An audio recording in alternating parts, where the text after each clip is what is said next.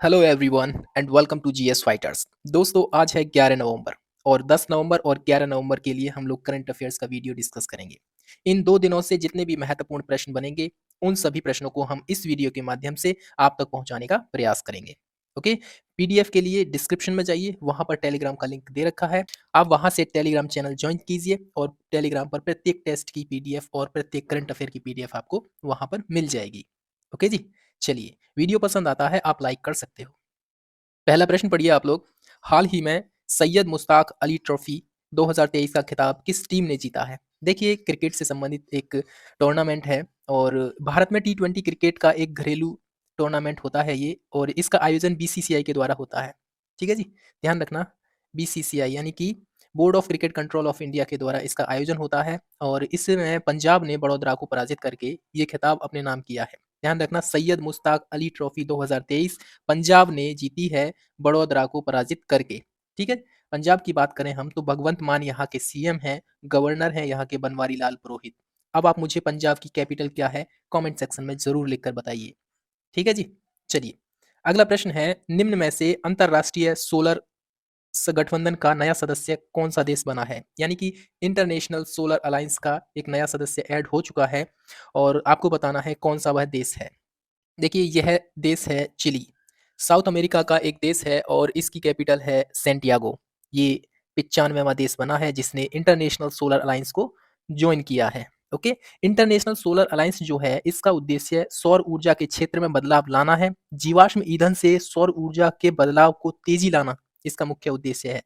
International solar alliance की बात की जाए तो भारत और फ्रांस के सहयोग से वर्ष 2015 में इसकी स्थापना होती है। ठीक है जी, ध्यान रखना वर्ष 2015 में, और इसका जो हेडक्वार्टर है ये मोस्ट इंपॉर्टेंट है और ये मिलेगा आपको भारत के हरियाणा में और हरियाणा के गुरुग्राम में। ओके, जिसको पहले गुड़गांव बोला जाता था, आज उसका नाम चेंज कर दिया गया है, गुरुग्राम बोला जाता है उसको। ओके, तो आईएसए का मुख्यालय आपको मिलेगा गुरुग्राम में। चिली नया सदस्य देश बन गया है। हाल ही में बाल विज्ञान महोत्सव का उद्घाटन किसके द्वारा किया गया है? देखिए हमारे एक केंद्रीय मंत्री हैं, ठीक है, जिनका नाम है डॉक्टर जितेंद्र सिंह। केंद्रीय मंत्री वैज्ञानिक एवं औद्योगिक अनुसंधान परिषद के उपाध्यक्ष भी हैं डॉक्टर जितेंद्र सिंह। इनके द्वारा ये प्रदर्शनी है एक टाइप से, जो स्टूडेंट्स होते हैं वो विज्ञान से संबंधित प्रोडक्ट बनाते हैं फिर उनको शोकेस किया जाता है। ठीक है, तो ये वही है, डॉक्टर जितेंद्र सिंह के द्वारा इसका उद्घाटन किया है। किरण रिजिजू जो है ये पहले हमारे जो है लॉ मिनिस्टर थे, बट प्रेजेंट में अभी देखा जाए तो ये पृथ्वी एवं विज्ञान मंत्री हैं। ठीक है, और वीरेंद्र सिंह हैं सामाजिक न्याय और अधिकारिता मंत्रालय इनके पास है। अब आप मुझे कमेंट सेक्शन में लिखकर बताइए कि पीयूष गोयल साहब के पास जो है कौन सा मंत्रालय है। ठीक है, अपना जवाब जरूर कमेंट सेक्शन में हमें दीजिए।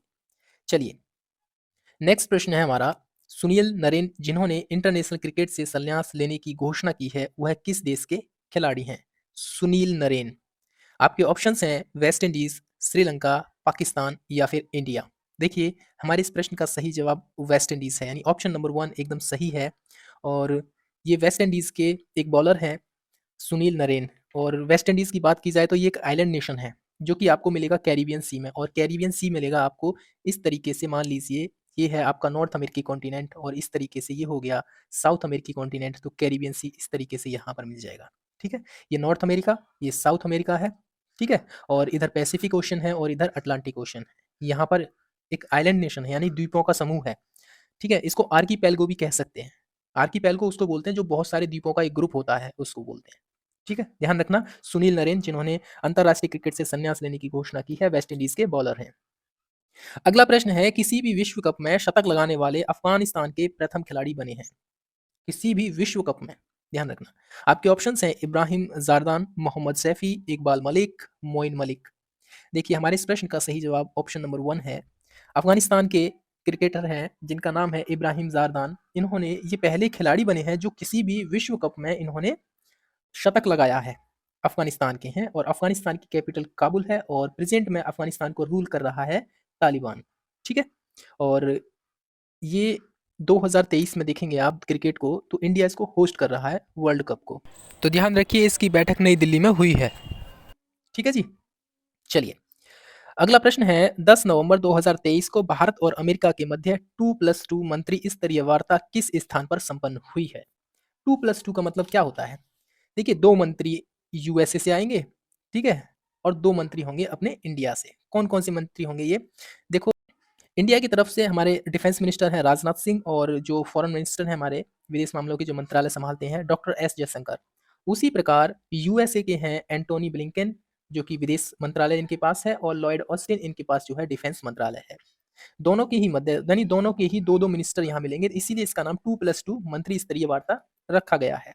राजनयिक संबंधों को मजबूत करना, उस पर चर्चा करना, साथ ही डिफेंस टाइज को कैसे मजबूत किया जाए, इन पर ये चर्चा करते हैं। ठीक है? अगला प्रश्न है, हाल ही में भारतीय कृषि अनुसंधान संस्थान यानी कि इंडियन एग्रीकल्चरल रिसर्च इंस्टीट्यूट ने पूसा 2090 यानी पूसा 2090 निम्न में से किस फसल की एक नई किस्म विकसित की है? आपके ऑप्शंस हैं धान, गेहूं, मक्का या बाजरा। देखिए ये जो किस्म है पूसा 2090 ये एक धान की किस्म है जिसको IARI यानी इंडियन एग्रीकल्चरल रिसर्च इंस्टीट्यूट ने विकसित किया है। और आर आई की बात करें हम तो वर्ष 1929 में इसकी स्थापना होती है। प्रेजेंट में इसका जो हेडक्वार्टर आपको न्यू दिल्ली में मिल जाएगा और इसके सबसे पहले जो अध्यक्ष थे बेंजामिन पीरी पाल, ध्यान रखना सबसे पहले अध्यक्ष थे बेंजामिन पीरी पाल थे। और अगर प्रेजेंट में इसके अध्यक्ष की बात करें हम तो बी नीरज प्रभाकर इसके प्रेजेंट में अध्यक्ष हैं। ठीक है जी, बी नीरज प्रभाकर। हाल ही में विश्व विज्ञान दिवस किस तिथि को सेलिब्रेट किया गया है? देखिए एक होता है विश्व विज्ञान दिवस और एक होता है नेशनल साइंस डे। अब आप मुझे कमेंट सेक्शन में लिखकर बताइए कि नेशनल साइंस डे हम भारत में कब सेलिब्रेट करते हैं। ओके, चलिए मैं ही बताऊं? नहीं, आप ही बताइए। अब चाहे रिसर्च करके बताइए, अगर आपको पता है तब भी बताइए। ठीक है, लेकिन बताइए जरूर। विश्व विज्ञान दिवस किस तिथि को सेलिब्रेट किया जाता है? और ये सेलिब्रेट होता है 10 नवंबर को, यानी कि कल के दिन जो है विश्व विज्ञान दिवस को सेलिब्रेट किया गया है। विश्व शांति व विकास के लिए इसको सेलिब्रेट किया जाता है और इसकी थीम क्या थी आप जरा नोटिस करेंगे, विज्ञान में विश्वास का निर्माण। ध्यान रखना, विज्ञान में विश्वास का निर्माण इस वर्ष यानी 2023 की थीम रही है। ठीक है, विश्व विज्ञान दिवस इसको मनाने का जो गोल है यानी एम है हमारा, सार्वजनिक जागरूकता को मजबूत करना, नेशनल इंटरनेशनल एकजुटता को बढ़ावा देना। ठीक है, और पहली बार 2002 में इंटरनेशनल साइंस डे सेलिब्रेट किया गया था। ठीक है, इस प्रकार से देखा जाए तो ये कौन सा संस्करण है? 22वां। चलिए, वर्तमान में भारत के राष्ट्रीय मानव अधिकार आयोग के अध्यक्ष कौन है? देखिए ये प्रश्न इसलिए न्यूज़ में है क्योंकि अभी 8 नवंबर को डेनमार्क के, ठीक है, 8 नवंबर को डेनमार्क के कोपेनहेगन में जो कि डेनमार्क की कैपिटल है वहाँ पर नेशनल ह्यूमन राइट इंस्टीट्यूशंस की उनकी 14वीं बैठक अंतर्राष्ट्रीय बैठक हुई है जिसमें भारत की ओर से नेशनल ह्यूमन राइट काउंसिल के जो अध्यक्ष हैं अरुण मिश्रा साहब ने संबोधित किया है।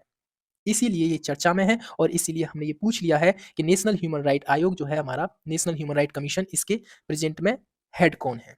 तो ध्यान देखिए, जस्टिस अरुण मिश्रा इसको हेड हैं और national human right council institute जो है उसकी अभी 14वीं अंतर्राष्ट्रीय बैठक को इन्होंने संबोधित किया है।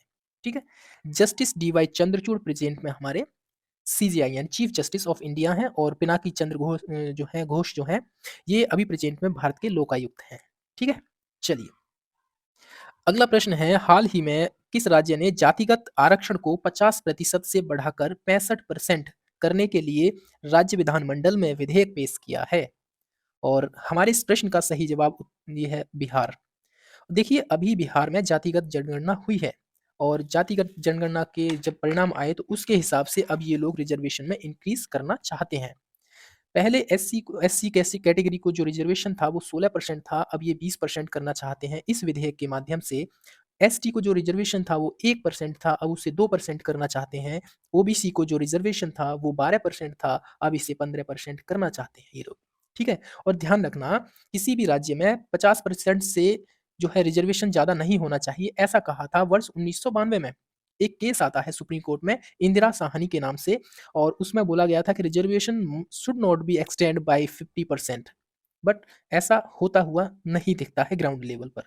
ठीक है जी, तो ध्यान रखिए बिहार जो है स्टेट जो है 50% से बढ़ाकर 65% रिजर्वेशन करने वाला है सभी कैटेगरीज में। और एक चीज़ और याद रखेंगे आप, 103वां संविधान में संशोधन होता है वर्ष 2019 में और जिसमें कि हमने एक अलग से एक सेक्शन जोड़ दिया था जिसको हम बोलते हैं इकोनॉमिक वीकर सेक्शन, जिसको 10% रिजर्वेशन दिए जाने की घोषणा हुई थी। ठीक है, और एक और आयोग याद रखेंगे, मंडल आयोग। मंडल आयोग ने ओबीसी समाज के लोगों के लिए 27% आरक्षण की व्यवस्था की है मंडल आयोग ने। चलिए, तो ये सारी बातें आप याद रखेंगे, एग्ज़ाम के पॉइंट ऑफ व्यू से कुछ भी पूछा जा सकता है। ठीक है जी? अगला प्रश्न है, आजकल नाबार्ड चर्चा में है। आपको बताना है नाबार्ड के अध्यक्ष कौन हैं? देखिए नाबार्ड चर्चा में क्यों है? हम आपको बताते हैं। एक्चुअली नाबार्ड जो है उसने अपने 2 उपाध्यक्षों को नियुक्त किया है। एक तो हैं गोवर्धन सिंह रावत और दूसरे हैं अजय कुमार सूद। ये नाबार्ड के 2 उपाध्यक्ष अभी हाल-फिलहाल में नियुक्त हुए हैं और प्रेज़ेंट में इसके जो अध्यक्ष हैं, आपको मिलेंगे केवी शाजी। ठीक है? केवी शाजी जो हैं, ये प्रेज़ेंट में नाबार्ड के अध्यक्ष हैं और नाबार्ड की बात की जाए तो हम इसकी फुल फॉर्म होती है national bank for agricultural and rural development. ठीक है? नाम से ही पता चल रहा है एग्रीकल्चरल एंड रूरल डेवलपमेंट पर फ़ोकस रहता है और वित्त मंत्रालय के अंतर्गत ये काम करता है, इसको भी याद रखिए और इसकी स्थापना होती है जुलाई 1982 में। ध्यान रखिए जुलाई 1982 में नाबार्ड की स्थापना होती है और इसका जो हेडक्वार्टर है आपको मुंबई में मिल जाएगा। ओके? तो इतने सारे पॉइंट हैं, आप याद रखेंगे इनको। निम्न में से कौन दुनिया की सबसे लंबे समय तक शासन करने वाली महिला प्रमुख बनी है? सबसे लंबे समय तक शासन करने वाली महिला प्रमुख। न्यूज़ीलैंड की जेसिंडा अर्डन? जी नहीं, ये नहीं है। ये इसका आंसर है option number B, Sheikh Hasina.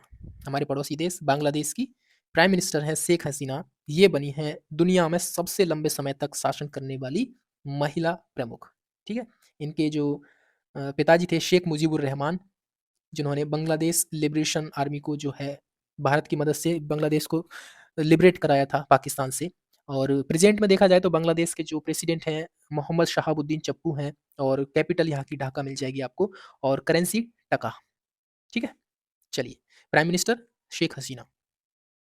अगला प्रश्न है, हाल ही में किस मंत्रालय ने जल Diwali women for water and water for women ये शुरू किया है? एक अभियान है और ये शुरू किया है हमारे आवास और शहरी मंत्रालय के द्वारा और प्रेजेंट में आवास और शहरी मंत्री कौन है? हरदीप सिंह पुरी साहब हैं। इन्होंने ये जो कैंपेन शुरू किया है, ये अमृत योजना के तहत किया है। ठीक है? वाटर मैनेजमेंट करना और वाटर जो वेस्ट करते हैं हम लोग पानी का वेस्ट करते हैं, उसको मैनेजमेंट करना और उसके बारे में जागरूकता फैलाना इस अभियान का उद्देश्य है। ठीक है जी? चलिए, अगला प्रश्न है हमारा टाइम आउट होने वाले दुनिया के पहले बल्लेबाज कौन बने हैं? देखिए, टाइम आउट एक क्रिकेट में एक जो है रूल होता है कि जब पिच पर खेल रहा खिलाड़ी यानी बैट्समैन जब आउट हो जाता है, तो अगले खिलाड़ी को आने के लिए उसको 3 मिनट का समय दिया जाता है और अगर वो 3 मिनट के अंदर-अंदर क्रीज़ पर नहीं पहुँचता है, तो फिर उसे आउट मान लिया जाता है और ऐसा करने वाले बने हैं एंजेलो मैथ्यू। ठीक है? एंजेलो मैथ्यू श्रीलंका के खिलाड़ी हैं। एक्चुअली ये 3 मिनट के अंदर-अंदर पिच पर नहीं पहुंचे थे, इसीलिए इनको आउट करार दे दिया गया और ये मैच हो रहा था दिल्ली में श्रीलंका और बांग्लादेश के खिलाफ। श्रीलंका और बांग्लादेश के मध्य ये मैच हो रहा था। वहीं पर एंजेलो मैथ्यू जो हैं श्रीलंका के बैट्समैन हैं और ये टाइम आउट होने वाले पहले खिलाड़ी बन चुके हैं पूरी दुनिया में। ठीक है जी? चलिए, अगला प्रश्न है, हाल ही में आयुर्वेद दिवस किस तिथि को सेलिब्रेट किया गया है? देखिए, आयुर्वेद दिवस जो होता है, वो भगवान धन्वंतरी की जयंती पर उनको सेलिब्रेट किया जाता है, इस दिन को, ठीक है जी? और ये हर साल जो है धनतेरस वाले दिन यानी दीपावली से 2 दिन पहले होती है धनतेरस, उस दिन ये सेलिब्रेट किया जाता है और इस बार सेलिब्रेट किया गया है 10 नवंबर को, ठीक है जी? चलिए, ध्यान रखिए धन्वंतरी जो हैं उनकी जयंती के अवसर पर। चलो, देखिए, अगला प्रश्न है हमारा, निम्न में से किस देश ने भारत को सुरक्षित राज्यों की सूची में शामिल किया है? और आपके ऑप्शंस हैं ब्रिटेन, अमेरिका या इज़राइल या फिर रूस। और हमारे इस प्रश्न का सही जवाब ऑप्शन नंबर 1 है। ब्रिटेन ने भारत को एक सुरक्षित राज्य की सूची में दर्ज किया है। देखो, ब्रिटेन की अवैध रूप से यात्रा करने वाले विदेशी नागरिकों के लिए है और ब्रिटेन में अवैध रूप से रह रहे भारतीयों की वापसी की जो प्रक्रिया है, उसमें तेज़ी आएगी। ठीक है जी? तो भारत को शामिल सुरक्षित राज्यों की सूची में शामिल करने वाला बना है ब्रिटेन। ठीक है? और भारत के साथ-साथ इसमें जॉर्जिया को भी उन्होंने शामिल किया है। चलिए, तो ये था हमारा करंट अफेयर 10 और 11 नवंबर का। आपको वीडियो कैसा लगा? आप अपनी राय कमेंट सेक्शन में ज़रूर दीजिए। तो चलिए, फिलहाल इस वीडियो में इतना ही। जय हिंद, जय भारत।